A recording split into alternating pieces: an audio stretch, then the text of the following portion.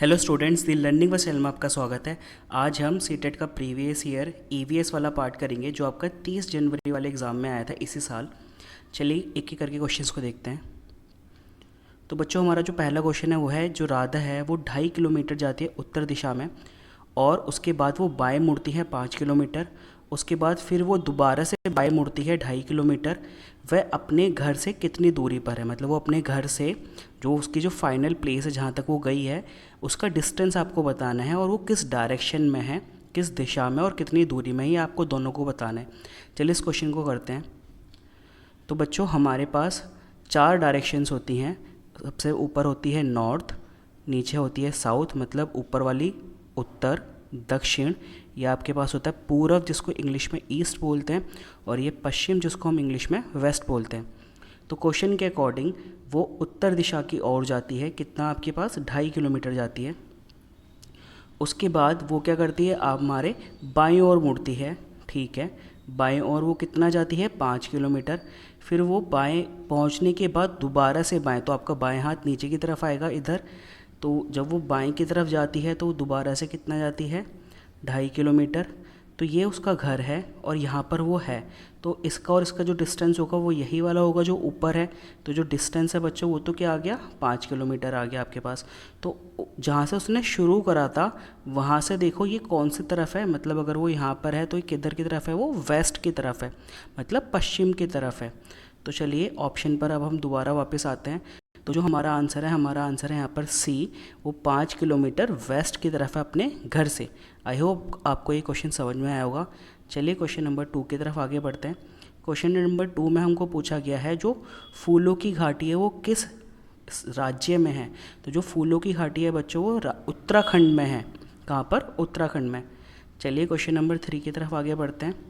अब यहाँ पर आपसे क्या पूछा गया है, क्वेश्चन है, I am small and skinny chap, sometimes I am brown and sometimes I am black. मतलब मैं पतला सा पर छोटा हूँ, भूरा हूँ और काला भी हूँ। मतलब मैं कभी कभी भूरा हो जाता हूँ तो कभी कभी काला हो जाता हूँ। गरम घी और तेल में खूब फैलता हूँ, मतलब अगर मुझे गरम घी और तेल में डाला जाए तो मैं उसमें फैलने लगता हूँ। दही और जलजीरों में भुनकर डाला जाता हूँ। सोचो सोचो मैं कौन हूँ। तो आपको बताना है ये जो मतलब ये जो पोएम है ये किस चीज़ के बारे में बात करिए, क्या ये हल्दी के बारे में बात करी है, दालचीनी के, जीरे के और लौंग के। तो जो आपका इसका आंसर है वो है क्यूमीन, जिसको हम क्या बोलते हैं, जीरा। क्यों, क्योंकि देखो दही और जल जीरे में कि हम क्या मिलाते हैं, दही के अंदर हम जीरा मिलाते हैं, जलजीरे के अंदर भी हम क्या मिलाते हैं, जीरा। और जीरा कभी कभी क्या होता है, भूरा, और जब आप इसको तेल में बहुत ज़्यादा गर्म करते हो तो ये काला भी हो जाता है। तो हमारे पास ऑप्शन है सी। क्वेश्चन नंबर 4 की तरफ आगे बढ़ते हैं। क्वेश्चन नंबर 4 में पूछा गया है which is the major component of CNG. मतलब इसमें इन चारों में से कौन सी चीज़ सीएनजी में सबसे अधिक मात्रा में होती है। क्या वो इथेन है, ब्यूटेन है, प्रोपेन है या मीथेन है। तो हमारा इसका आंसर है डी, मीथेन जो होती है सीएनजी में बहुत ही ज़्यादा मात्रा में होती है। ये लगभग 80 से ये बच्चों ये 90% तक आपको सीएनजी में देखने को मिलती है। चलिए क्वेश्चन नंबर 5 को देखते हैं अब। कोई छात्र 29 सितंबर 2022 को ट्रेन में सवार हुआ जो गांधी धाम रेलवे स्टेशन से 12:30 बजे चलकर 1 अक्टूबर 2022 को 7 बजे तिरुवनंतपुरम पहुंच गई। जो उसकी कुल दूरी थी, मतलब डिस्टेंस था, वो आपके पास 2996 किलोमीटर था। आपको इसमें औसत चाल बतानी है जिसको हम इंग्लिश में एवरेज स्पीड भी बोलते हैं। बहुत ईजी क्वेश्चन है, चलिए इसको एक बार देखते हैं। तो इधर देखिए 29 सितंबर से गाड़ी चलती है, जो जब चलती है उसका टाइम क्या होता है, 11:30 बजे। तो अगले दिन 30 सितंबर को 12:30 बजे, मतलब 29 से 30 में 12:30 से 12:30 तक उसको टोटल कितने घंटे लगेंगे, 12 घंटे लगेंगे। अब 12:30 बजे से अब हम बात कर रहे हैं 1 अक्टूबर सुबह के 7 बजे की। देखो 12:30 बजे से जब उसने चलना शुरू करा 30 तारीख को, तो उसको 30 मिनट तो लगेंगे क्या, 1 बजने में। फिर 1 बजे से रात के 12 बजे तक उसने कितने घंटे ट्रैवलिंग करी, 11। फिर अगले दिन सुबह 7 घंटे और ट्रैवलिंग करी, तो टोटल कितने घंटे हो गए, 18। तो 24 घंटे तो उसने पहले ट्रैवलिंग करी, फिर 18 घंटे और 30 मिनट, देखो यहाँ पे जो 30 मिनट थे ये उसने टोटल जो आपके पास ट्रैवलिंग करी है वो आपके पास 42 घंटे 30 मिनट करी है। अब यहाँ पर हमने क्या करा, इस जो 30 मिनट है ना इसको घंटों में चेंज करें। कैसे? 60 से भाग कर कर जब आप 30 को 60 से भाग करोगे तो 30 एक कम 30, 30 दूनी आपके पास क्या हो जाएगा 60। तो ये 1/2 आपका ऐसे आया है। अब जो औसत चाल है उसका फॉर्मूला क्या होता है, कुल दूरी डिवाइडेड बाय कुल समय। तो कुल दूरी को कुल समय से डिवाइड कर देंगे। अब यहाँ पर ये सवाल आता है कि इसको कैसे डिवाइड करेंगे। देखो 42 जो 1/2 है आपका किस में लिखा हुआ है, मिक्स फ्रैक्शन में, इसको इससे मल्टीप्लाई करो +1 कर दो। 42 दूनी 84 +1 85, तो ये आ जाएगा 85/2। मतलब इसको आप कैसे लिखोगे 85/2 करके, मतलब ये आपके पास आ जाएगा 2296 डिवाइडेड बाय 85। अब अपॉन में 2 नहीं, मतलब लिखने से अच्छा आप यहाँ पे मल्टीप्लाई में 2 कर दो क्योंकि ये ऊपर आके मल्टीप्लाई हो जाएगा। फिर आप इसको 2 से गुणा करो, 85 से भाग करो, तो जो आपका आंसर आएगा वो आएगा 54.27। बट ये ऑप्शन में अवेलेबल नहीं है, तो जो हमारा आंसर होगा वो क्या होगा 54 किलोमीटर। तो ये जो हमारा यहाँ पर सी ऑप्शन है ये हमारा क्या है करेक्ट आंसर। चलिए क्वेश्चन नंबर 6 की तरफ आगे बढ़ते हैं।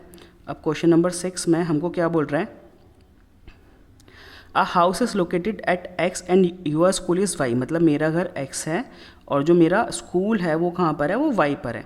And there is a no straight road between X and Y, और बीच में कोई भी स्ट्रेट हाईवे या रोड नहीं है। In order to reach the school मुझे पहले जाना पड़ेगा ए विच इज़ 60 किलोमीटर, जो मेरे घर से 60 किलोमीटर नॉर्थ में। उसके बाद मुझे कहाँ जाना पड़ेगा, बी पर जो 25 किलोमीटर है ईस्ट में ए से। उसके बाद मुझे सी पॉइंट पर जाना पड़ेगा जो 100 मीटर दूर है नॉर्थ की तरफ बी पॉइंट से। और फाइनली मैं कहाँ पर आ जाऊँगा, अपने स्कूल आ जाऊँगा 25 जो वेस्ट में होगा, कहाँ पर 25 मीटर दूर वेस्ट में होगा पॉइंट सी से।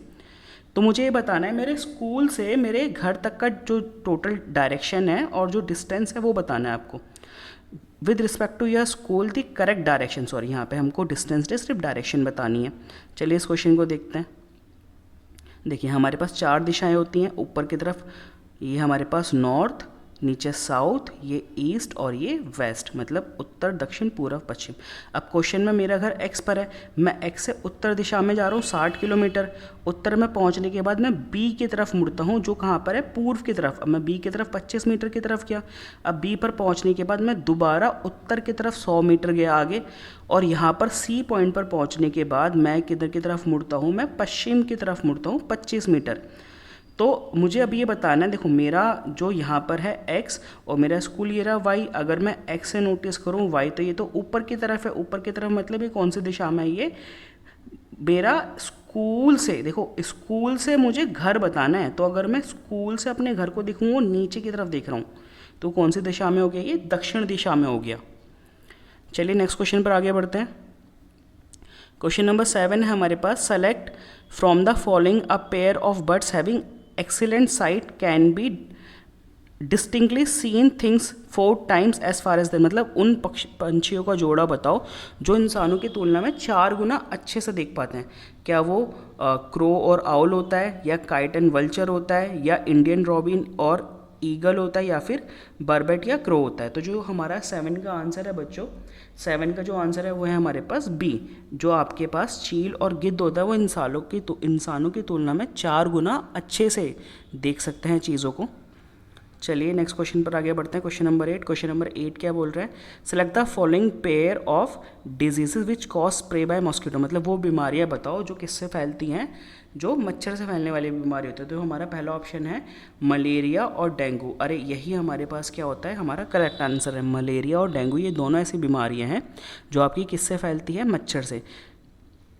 चलिए नेक्स्ट क्वेश्चन पर बढ़ते हैं। Question number 9। क्वेश्चन नंबर 9 में बोला गया है एक मैप है सिटी का, जहाँ पर स्केल जो 1 सेंटीमीटर का है एक्चुअली में वो कितना डिस्टेंस होगा, 950 मीटर का। ठीक है। If on this map the major distance between the 2 points, जो अगर मैं इस मैप की बात करूं और मतलब पॉइंट ए और पॉइंट बी की बात करूं, इस इधर जो आपके पास टोटल डिस्टेंस है मैप में वो 19.2 है। ठीक है। इसके बाद आपको बताना है दी एक्चुअल डिस्टेंस बताना है। तो देखो 1 सेंटीमीटर हमारे पास कितना हो गया, 950, तो हमको बताना है 9.2 सेंटीमीटर कितना होगा। अरे इसको इससे मल्टीप्लाई कर दो, आंसर आ जाएगा, इतना ईजी है।